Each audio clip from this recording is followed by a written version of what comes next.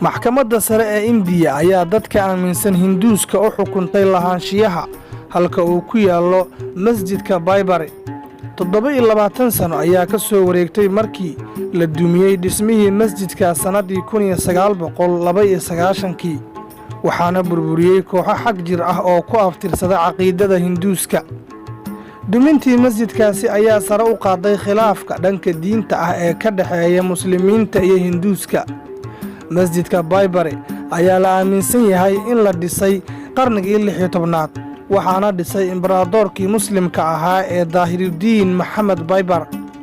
Hinduuska ayaa aaminsan in halka laga dhisay masjidka ay ahayd meeshii uu ku dhashay Raama oo ay u aaminsan yihiin inuu yahay ilaah.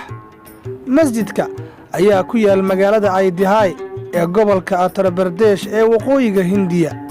Hinduuska ayaa sidoo kale sheega in Daahirudiin Baybar uu halka ka dumiyey macbad sanadii 1528. 1949 ayay Hinduusku weerareen masjidka iyagoo dhex dhigay sanabyo waxaana soo farageliyey booliiska oo markii dambe la wareegay dhismaha masjidka. 1984 ra'iisul wasaarihii hore ee Hindiya Rajiv Gandhi ayaa u ogolaaday Hinduusku inay halkaas ka dhistaan macbad. sanadii 2010 maxkamad ku taala Hindiya ayaa soo saartay xukun ah in 3 loo qaybsho dhulka masjidka.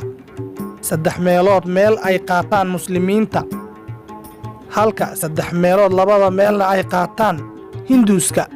xukunkaasi waxaa diiday muslimiinta Indiya.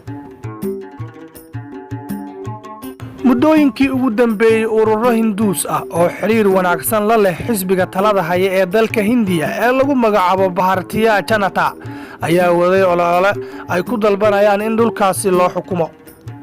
sanadii 2017 ay maxkamad ayaa soo saartay eedayn ay u jeedinayso aasaasaha xisbiga Bharatiya Janata ee talada dalka Hindiya haya ninka lagu magacaabo LK Avandi oo ku saabsan inuu u ololeynayo dhismaha macbad laga dhiso halka uu ku yaal masjidka la isku haysto ee Baybari.